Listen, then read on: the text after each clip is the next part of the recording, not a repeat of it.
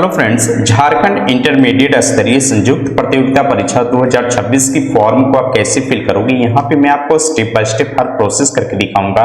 सबसे पहले आप यहाँ पे देखो, फॉर्म को फिल करने के लिए आप गूगल में आना और यहाँ पे सर्च करोगे JACC। जैसे आप लिख करके सर्च करोगे, फर्स्ट वेबसाइट दिखाई पड़ेगा, आप इस पर क्लिक कर लेना।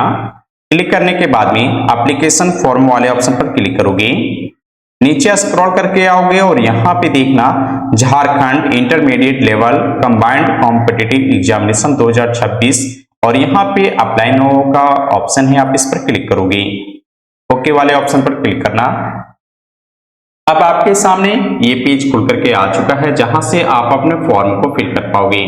सबसे पहले देखो, कोई भी फॉर्म को फिल करने से पहले एक बार उसकी नोटिफिकेशन को आप देख लेना, ये आपके लिए काफी इंपॉर्टेंट होते हैं। और नोटिफिकेशन के लिए जस्ट आप इस पर क्लिक करना और यहाँ पे आप क्लिक करोगे ना, तो आपके सामने नोटिफिकेशन आ जाएगा। ठीक है, आप ये नोटिफिकेशन को बारीकी से एक बार पढ़ लेना। अगर नहीं पढ़ोगे तो मेरा प्रीवियस वाले वीडियो को देख लेना, वहां पे मैंने डिटेल में इस नोटिफिकेशन के बारे में मैंने बतला रखा है। अब यहाँ पे देखो, फॉर्म को आप भरोगे कैसे। सबसे पहले आप रजिस्ट्रेशन वाले ऑप्शन पर क्लिक करोगे। जैसे आप यहाँ पे क्लिक करते हो, आपके सामने कुछ इस प्रकार का पेज खुल करके आ जाएगा, जहां से आपको जो भी आपसे इंफॉर्मेशन मांगा जा रहा है, आप बिल्कुल सही इंफॉर्मेशन फिल करोगे। सबसे पहले आप यहाँ पे देखना, झारखंड इंटरमीडिएट स्तरीय संयुक्त प्रतियोगिता परीक्षा 2026 का ये फॉर्म आप फिल करने जा रहे हैं। इसमें फर्स्ट कॉलम आपसे मांगा जा रहा है कि are you and Indian citizen, क्या आप भारतीय हैं? स्वाभाविक है कि आप भारतीय ही हैं, तो यस वाले ऑप्शन पर क्लिक करना। अब यहाँ पे देखना, सेकेंड में यहाँ वो बोल रहा है कि नेम ऑफ कैंडिडेट का नाम क्या है। जो भी नाम है आप यहाँ पे आप फिल कर देंगे ना। ठीक है, आप यहाँ पे इसको कैपिटल में ही फिल करोगे।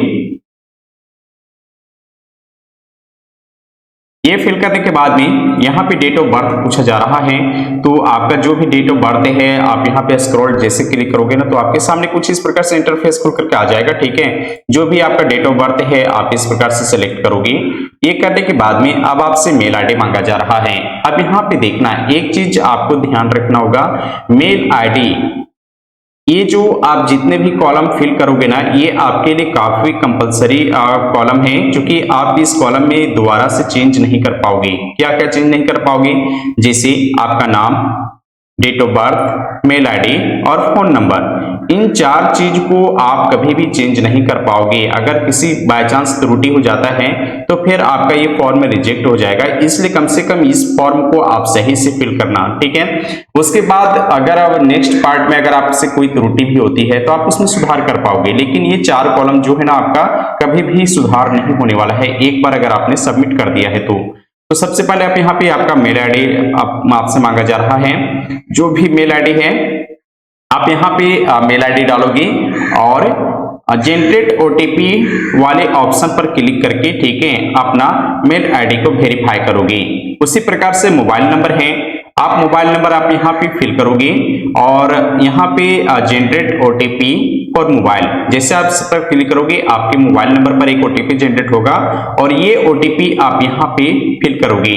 ठीक है, फिल करने के बाद में नीचे आओगे और यहाँ पे देखना, ये जो कैप्चा दिखाई पड़ रहा है, सेम कैप्चा आप यहाँ पे फिल करना और फिल करने के बाद में सबमिट रजिस्ट्रेशन फॉर्म पर आप क्लिक करोगे। अगर आपको लगता है कि ये कैप्चा किसी कारण से आप पढ़ नहीं पा रहे हैं या फिर आपको पढ़ने में प्रॉब्लम हो रहा है, तो यहाँ पे एक ऑप्शन दिया हुआ है रीलोड कैप्चा, आप इस पर जैसे क्लिक करोगे ना, तो ये जो कैप्चा है दोबारा से देखना ये चेंज हो जाएगा। ठीक है, अगर दोबारा से आप जितनी बार आप क्लिक करोगे हमेशा ये कैप्चा आपको चेंज हो जाएगा। तो जो भी कैप्चा आप पढ़ करके यहाँ पे फिल करोगे, उसके बाद आप यहाँ पे सबमिट बटन पर क्लिक करोगे। अब यहाँ पे देखो, जैसे आपने सबमिट बटन पर क्लिक किया है, क्लिक करने के बाद में आपके सामने लॉगिन आईडी और पासवर्ड आपको यहाँ पे जनरेट होकर के आ चुका है। आप इसे नोट करके रख लेना, ये आपको आगे लॉगिन करने में काम आने वाला है। नीचे यहाँ पे देखना प्रोसीड वाले ऑप्शन है, आप इस पर क्लिक करोगे। अब यहाँ पे देखो फ्रेंड्स, जैसे आपने प्रोसीड वाले ऑप्शन पर क्लिक किया, आपके सामने कुछ इस प्रकार का पेज खुल करके आ चुका है और आपसे लॉगिन आईडी और पासवर्ड नहीं मांगा गया है, चूंकि आपने फर्स्ट टाइम रजिस्ट्रेशन किया है, जिस कारण से ऑटोमेटिक यहाँ पे लॉगिन करने का ऑप्शन आ गया। अगर आप इसे एक बार लॉग आउट कर दोगे ना, तो फिर आपको लॉगिन आईडी और पासवर्ड की जरूरत पड़ जाएगी। अब यहाँ पे देखना तो यहाँ पे आपका लॉगिन आईडी यहाँ पे दिखाई पड़ेगा, यहाँ पे आपका कैंडिडेट का नाम दिखाई पड़ेगा, यहाँ पे उसका डेट ऑफ बर्थ दिखाई पड़ेगा, यहाँ पे मेल आईडी दिखाई पड़ेगा। जस्ट आप नीचे स्क्रॉल करके आओगे। अब यहाँ पे देखो, जैसे आप स्क्रॉल करके नीचे आओगे आपको यहाँ पे कई सारे कॉलम दिखाई पड़ेंगे। इन सभी कॉलम को आप काफी बारीकी से फिल करना, एक एक चीज को फिल करना। सबसे पहला आप यहाँ पे है सिलेक्ट मेन स्ट्रीम, यानी आपका इंटर में स्ट्रीम क्या रहा है ये चीज आपको यहाँ पे सिलेक्ट करना है। 4 ऑप्शन दिए गए हैं। अब यहाँ पे फर्स्ट में है कि ISC with mathematics and biology. अगर आपने आईएससी मैथमेटिक्स और बायोलॉजी आपका दोनों पेपर है तो आप ये वाले कॉलम को सिलेक्ट करोगे। अगर आपका इंटरमीडिएट मैथमेटिक्स पेपर रख करके आपने कर रखा है तो ये वाले ऑप्शन पर आप क्लिक करोगे। अगर आपका आईएससी बायोलॉजी के साथ आपने कंप्लीट किया है तो ये वाले ऑप्शन पर क्लिक करना, और अगर आपका आईएससी मैथमेटिक्स के साथ आपने पास किया है तो ये वाले ऑप्शन पर आप क्लिक करोगे। तो ये आपके ऊपर डिपेंड करता है कि आप कौन सा स्ट्रीम आपका इंटर में रहा है। चलिए हम दोनों को यहाँ पे डिस्क्राइब करता हूँ। सबसे पहले एग्जांपल के तौर पर देखो कि मेरा अगर आईएससी सिर्फ मैथ से मैंने कर रखा है तो ये वाले ऑप्शन पर क्लिक करेंगे। अब यहाँ पे देखो, जैसे मैं सिर्फ इसको क्लिक किया ना तो ये वाले जो कॉलम था ना ये ऑटोमेटिक यहाँ पे फिल हो गया है। आप इस पर क्लिक करते हैं तो मेरे को कोई भी कॉलम एक्स्ट्रा दिखाई नहीं पड़ता है। इसके पीछे रीजन ये है कि आईएससी विथ मैथमेटिक्स के लिए सिर्फ एक पोस्ट एलिजिबल है। आप यहाँ पे देखोगे नोटिफिकेशन में तो यहाँ पे आपको सारा कुछ दिखाई पड़ेगा, ठीक है, कि किस पोस्ट के लिए क्या क्वालिफिकेशन मांगा गया है, ये सारा कुछ आपको यहाँ पे दिखाई पड़ेगा। तो आप ये चीज यहाँ से देख पाओगे। अब एग्जांपल के तौर पर अगर यहाँ पे देखो, अगर आपने आईएससी मैथ और बायोलॉजी दोनों रख करके किया है तो आपको कई सारे ऑप्शन यहाँ पे खुल जाएगा। चलिए मैं आपको दिखाता हूँ। अब यहाँ पे देखो, जैसे मैं ISC with mathematics and biology वाले ऑप्शन पर मैंने क्लिक किया है तो यहाँ पे देखना, क्लिक करता हूँ यहाँ पे तो मेरे को कितने सारे पोस्ट मिले, 1 2 3 4 5 6 पोस्ट मेरे को यहाँ पे दिया गया है। लेकिन इन 6 पोस्ट में सिर्फ मेरे को यहाँ पे एक ही पोस्ट सिलेक्ट करने के लिए बोला जा रहा है। आप यहाँ पे देखो कोई भी 2 पोस्ट यहाँ पे हम सिलेक्ट नहीं कर पा रहे हैं। इसके पीछे रीजन ये है कि यहाँ पे आप जो भी पोस्ट सिलेक्ट कर रहे हो उसकी प्रेफरेंस जो होता है ना कि आप अपने पोस्ट के प्रेफरेंस देते हो कि फर्स्ट में मेरा ये रहेगा, सेकंड में मेरा ये रहेगा, तो वही चीज यहाँ पे आप जो भी पोस्ट सिलेक्ट कर रहे हो इसकी प्रेफरेंस 1 मानी जाएगी। यानी फर्स्ट में प्रेफरेंस आपने उस पोस्ट को दिया है, बाकी पोस्ट जो बच जाएंगे, जैसे मैंने आपको यहाँ पे ये सिलेक्ट कर रखा है तो मेरा ये जो पोस्ट बचा है ना वो नेक्स्ट मेरा स्टेप में वहां पे फिल करने के लिए दिया जाएगा, ठीक है। तो यहाँ पे जो भी आप फिल करोगे उसकी प्रेफरेंस आपको 1 में दिया जाएगा, ठीक है। तो आप यहाँ पे अपने हिसाब से अपने पोस्ट को प्रेफरेंस करना। यहाँ पे साफ साफ लिखा है यह पद आपकी प्रथम वरीयता यानी फर्स्ट प्रेफरेंस के रूप में माना जाएगा। यदि आप एक से अधिक पद के लिए आवेदन करने के पात्र हैं तो अगले चरण में आप शेष पात्र पदों के लिए अपनी वरीयता का चयन कर सकते हैं, ठीक है। यानी इसका साफ साफ कहने का मतलब है आप यहाँ पे जो भी पोस्ट सेलेक्ट करोगे वो पोस्ट की वरीयता जो है, ठीक है, फर्स्ट मानी जाएगी।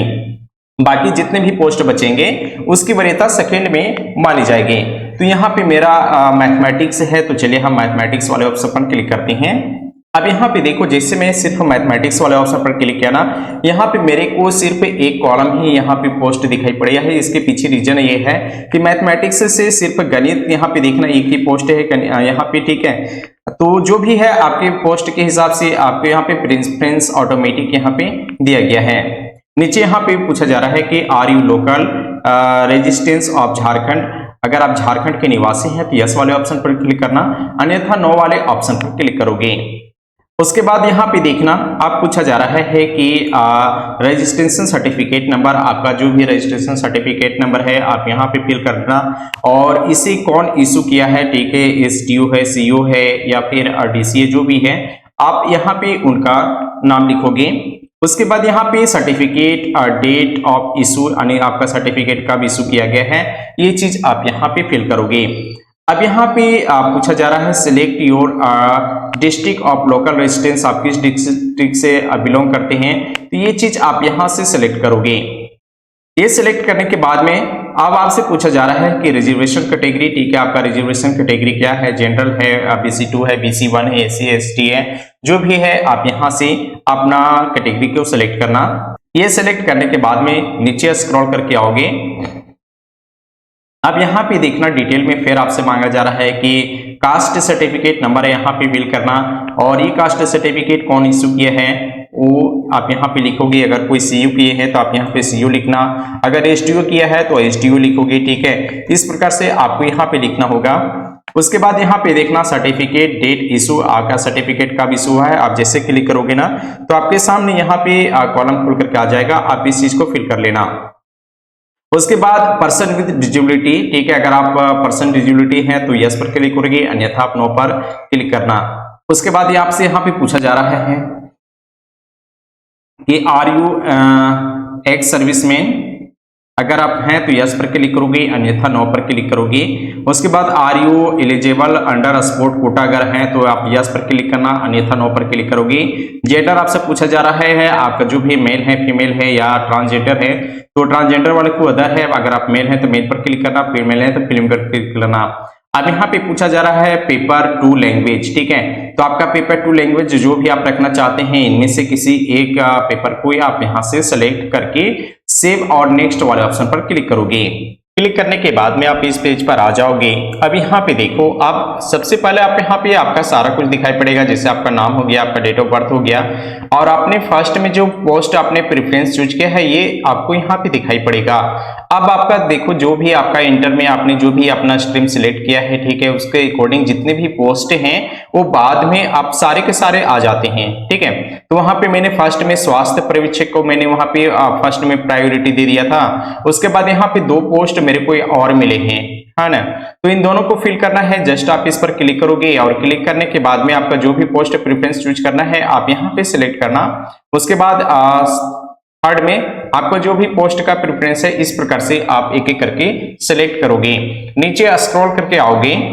अब यहाँ पे देखो स्क्रॉल करके जैसे आप नीचे आओगे, अब आपके सामने यहाँ पे आपका फादर्स नेम पूछा जा रहा है, तो आप यहाँ पे अपना फादर्स नेम फिल करना, यहाँ पे अपना मदर्स नेम फिल करोगे। मैरिटल स्टेटस पूछा जा रहा है, अगर आपका शादी हो चुका है तो आप मैरिड वाला ऑप्शन पर क्लिक करोगे, अगर आप अनमैरिड है तो इस पर क्लिक कर लेना, अगर अदर है तो अदर पर क्लिक कर सकते हो। चलिए हम मैरिड पर क्लिक करते हैं। अब यहाँ पे पूछा जा रहा है स्पॉन्ज नेम, ठीक है, अगर आप एक फीमेल कैंडिडेट हैं और फॉर्म को फिल कर रहे हैं तो आप यहाँ अपना हस्बैंड का नाम लिखोगे, ठीक है। अगर आप एक मेल कैंडिडेट हैं और फॉर्म को फिल कर रहे हैं तो आप यहाँ पे अपना पत्नी का नाम लिखोगे। उसके बाद आधार नंबर है आप यहाँ पे फिल करना। आइडेंटिफिकेशन मार्क आप यहाँ पे फिल करोगे, और आइडेंटिफिकेशन मार्क 2 आप इसे चाहो तो छोड़ भी सकते हो या फिर फिल कर सकते हो। आप आइडेंटिफिकेशन मार्क्स में जैसे आपके शरीर में कोई तिल है या फिर कोई पहचान है उस टाइप से, तो आप यहाँ पे फिल कर लेना। उसके बाद यहाँ पे देखना सेव और नेक्स्ट वाले ऑप्शन पर क्लिक करोगे। ये सभी कॉलम को फिल करने के बाद में सेव और नेक्स्ट पर क्लिक करते हैं। जैसे आप क्लिक करोगे अब आपको दोबारा से यहाँ पे आपका फोन नंबर, मेल आईडी यहाँ पे दिखाई पड़ेगा। अब आता है परमानेंट एड्रेस आपको फिल करने का, तो यहाँ पे आपका जो भी परमानेंट एड्रेस है आप यहाँ पे फिल करना है। यहाँ पे आप सिटी फिल करोगे, आप किस स्टेट से हैं, ठीक है, ये आपने तो फर्स्ट टाइम में ही आपने बता रखा है कि मैं झारखंड से हूँ, क्योंकि ऑलरेडी आपने यहाँ पे आवासीय प्रमाण पत्र दिया है। उसके बाद यहाँ पे आपका अगर नहीं भी है तो आप यहाँ पे एड्रेस को यहाँ से आप चेंज कर सकते हो, ठीक है, क्योंकि ये आपका एड्रेस है, परमानेंट एड्रेस है और एक कॉरेस्पॉन्डेंस एड्रेस होता है, तो दोनों आपके ऊपर डिपेंड करता है कि आप कोई भी स्टेट या फिर डिस्ट्रिक्ट इस प्रकार से आप यहाँ पे चेंज कर पाओगे या फिल कर पाओगे। नीचे आपका है डिस्ट्रिक्ट, तो डिस्ट्रिक्ट आपका जो भी है, अगर आप यहाँ पे झारखंड रखते हो तो झारखंड से रिलेटेड सारा ऑप्शन आपके सामने यहाँ पे खुल जाएगा, ठीक है, आप यहाँ पे सिलेक्ट करना। उसके बाद पिन कोड है आपका, यहाँ पे आप अपना पिन कोड फिल करोगे। ये सारा कुछ फिल करने के बाद में अब यहाँ पे देखना, अगर एग्जाम्पल के तौर पर आपने यहाँ पे जो एड्रेस फिल कर रखा है, ठीक है, सेम एड्रेस आप कोरेस्पॉन्डेंस में भी आप रखना चाहते हो ना, तो यहाँ पे देखना एक कॉलम बना हुआ है, आप इस पर जैसे क्लिक करोगे ये ऑटोमेटिक यहाँ पे फिल हो जाएगा, ठीक है। तो इसको फिल करने की जरूरत नहीं, क्योंकि आप जो परमानेंट एड्रेस जो आपने दे रखा है सेम एड्रेस आप यहाँ भी रख रहे हो, तो सिर्फ आप इस पर क्लिक कर सकते हो। अगर आपको लगता है कि नहीं कोरेस्पॉन्डेंस एड्रेस को भी हम फिल करना है तो भी आप फिल कर सकते हो, या फिर डिफरेंट टाइप से आप अलग एड्रेस भी यहाँ पे डाल सकते हो। और ये फिल करने के बाद में सेव और नेक्स्ट वाले ऑप्शन पर क्लिक करोगे। ये फिल करने के बाद में अब बारी आती है आपका एजुकेशन क्वालिफिकेशन को फिल करने का कि आप कब कब इंटर और मैट्रिक पास किए हैं। सबसे पहले आप यहाँ पे देखो 10th या फिर मैट्रिकुलेशन है, तो यहाँ पे आप कब पास किए हैं ये आपको यहाँ पे फिल करना होगा, ठीक है। उसके बाद आपका कौन सा बोर्ड है, अगर आपका जैक है तो आप यहाँ पे लिख सकते हो जैक रांची। उसके बाद यहाँ पे मैक्सिमम मार्क्स, यहाँ पे मैक्सिमम मार्क्स 500 का होता है। 500 में आपने कितने प्राप्त किए हैं, अगर एग्जांपल के तौर पर देखो तो यहाँ पे 300 अगर 58 पास किए तो आप यहाँ पे फिल करोगे, ये परसेंटेज आपको ऑटोमेटिक यहाँ पे ले लेगा। उसके बाद आप यहाँ पे सर्टिफिकेट नंबर फिल करोगे, ये आपका मैट्रिक की मार्कशीट में आपको सर्टिफिकेट नंबर मिल जाएगा, तो आप यहाँ पे सर्टिफिकेट नंबर फिल कर लेना। उसी प्रकार से सेम यहाँ भी आपको इंटरमीडिएट से रिलेटेड आपको फिल करना है कि आपने इंटर कब किया है और कहां से किया है, जिससे कौन सा बोर्ड है। तो अगर मेरा रांची है तो हम यहाँ पे लिखेंगे जैक रांची, ठीक है। उसके बाद यहाँ पे इंटर में यहाँ पे जैक में 500 का नंबर होता है, फुल मार्क मैक्सिमम मार्क्स ये 500 का है, और ऑप्टेन आपने 500 में कितने प्राप्त किए हैं, तो ये चीज आपको यहाँ पे लिखना है। और जैसे यहाँ पे नेक्स्ट बटन पर आएंगे, ठीक है, ये ऑटोमेटिक परसेंटेज यहाँ पे डिटेक्ट कर लेगा, और यहाँ पे आपको सर्टिफिकेट नंबर यानी 10th के मार्क 12th के मार्कशीट का सर्टिफिकेट नंबर आपको यहाँ पे फिल करना होगा। ये सारे कॉलम फिल करने के बाद में सेव और नेक्स्ट वाले ऑप्शन पर क्लिक करेंगे। क्लिक करने के बाद में आप इस पेज पर आ जाओगे। अब यहाँ पे देखना आपने जितने भी जैसे 10th का सर्टिफिकेट, 10th का मार्कशीट, 12th का सर्टिफिकेट, 12th का मार्कशीट, ये सारे डॉक्यूमेंट को आपको पीडीएफ फाइल में अपलोड करना होगा। ध्यान रहे कोई भी पीडीएफ फाइल 2 MB से बड़ा नहीं रखना चाहिए, ठीक है, नहीं तो यहाँ पे अपलोड नहीं लेगा। तो जो भी आप पीडीएफ बनाओगे 1 MB या फिर लगभग 2 MB से नीचे ही रखना, ठीक है। सारा यहाँ पे आपको एक एक करके डाउनलोड करना होगा, ठीक है, यहाँ पे अपलोड करना पड़ेगा। ये सारे फाइल पीडीएफ में अपलोड मैंने यहाँ पे कर दिया है। उसके बाद यहाँ पे देखना सेव और नेक्स्ट का ऑप्शन है, आप इस पर क्लिक करोगे। क्लिक करने के बाद में आप इस पेज पर आ जाओगे। अब यहाँ पे आपको सारा डिटेल दिखाई पड़ेगा, ठीक है। आप एक बार अपने खुद से रीचेक कर लेना, इसमें कोई भी त्रुटि ना हो। वैसे तो आपको एडिट करने का ऑप्शन है, फिर भी मैं आपको एक बार बोलूंगा कि आप एक बार भी सब कुछ देख करके फाइनल सबमिट करना, ठीक है, ताकि आपको एडिट करने की नौबत ना आए। उसके बाद यहाँ पे देखना नीचे आओगे, सारा चेक करने के बाद में यहाँ पे आपको डिक्लेरेशन का और यहाँ पे चेक बॉक्स दिया गया है, आप इस पर क्लिक करोगे। जैसे क्लिक करते हो, क्लिक करने के बाद में यहाँ पे देखना प्रोसीड टू पेमेंट वाले ऑप्शन पर यहाँ से आप क्लिक करके पेमेंट आप अपना कंप्लीट करोगे।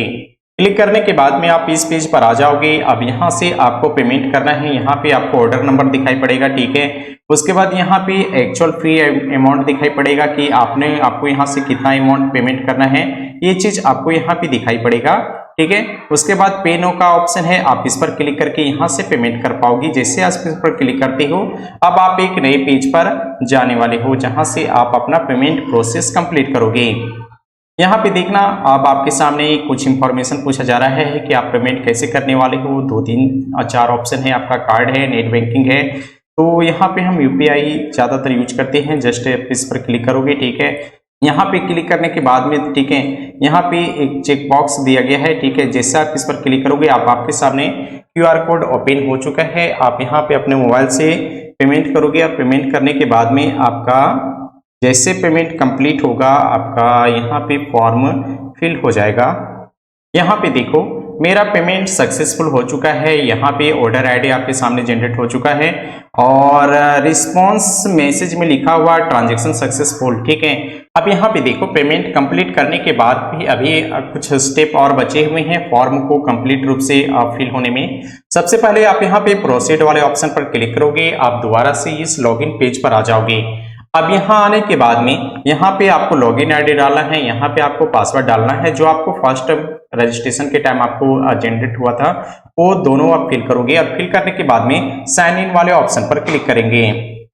जैसे आप क्लिक करते हो, क्लिक करने के बाद में आप इस पेज पर आ जाओगे। अब यहाँ पे आपको अपना रिसेंट पासपोर्ट साइज फोटो मांगा गया है। आप यहाँ पे ध्यान से देखना, तो यहाँ पे आपको प्रॉपर तरीके से बताया गया है कि फोटो का साइज कितना होना चाहिए, 100 KB से नीचे ही रखना, ठीक है। उसके बाद आपको यहाँ पे कैंडिडेट सिग्नेचर भी आपको डालना है, और इसकी जो साइज है ये भी आपको 100 KB से नीचे रखना होगा, ठीक है।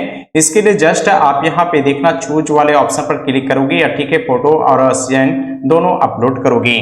इन दोनों को अपलोड करने के बाद में सेव और नेक्स्ट वाले ऑप्शन पर क्लिक करोगे। यहाँ आपको दोबारा से आपका फोटो और यहाँ पे साइन दिखाई पड़ेगा, ठीक है। कंफर्म होने के बाद में प्रिंट वाले ऑप्शन पर क्लिक करके प्रिंट यानी अपना हार्ड कॉपी जनरेट कर लोगे। जैसे आप क्लिक करते हो अब आपके सामने कुछ इस प्रकार का इंटरफेस खुल करके आ गया है, जहां से आप देखोगे तो ये आपका फॉर्म कंप्लीट रूप से फिल हो चुका है। नीचे यहाँ पे देखना करने का ऑप्शन है, ठीक है। तो यहाँ पे देखना प्रिंट वाले ऑप्शन पर क्लिक करोगे।